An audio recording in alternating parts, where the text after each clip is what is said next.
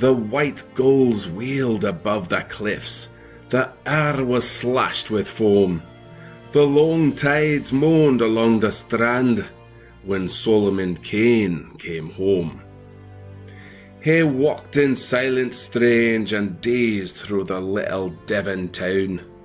His gaze like a ghost's came back to life, roamed up the streets and down. The people followed wonderingly to mark his spectral stare, and in the tavern silently they thronged about him there. He heard, as a man hears in a dream, the old worn rafters creak, and Solomon lifted his drinking jack and spoke as a ghost might speak. There sat Richard Grenville once, in smoke and flame he passed, and we were 1 to 53, but we gave them blast for blast. From crimson dawn to crimson dawn, we held the dons at bay. The deadly littered on our decks, our masts were shot away. We beat them back with broken blades, till crimson ran the tide. Death thundered in the cannon smoke when Richard Grenville died. We should have blown our hull apart and sunk beneath the main. The people saw upon his wrists the scars of the racks of Spain. "Where is Bess?" said Solomon Kane. "Woe that I caused her tears. In the quiet churchyard by the sea she has slept these 7 years." The sea wind moaned at the window pane, and Solomon bowed his head. "Ashes to ashes and dust to dust.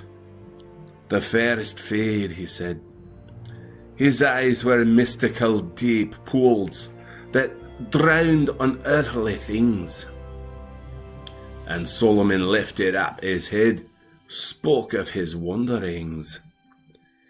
"Mine eyes have looked upon sorcery in the dark and naked lands, horror born of jungle gloom, and death on the pathless sands.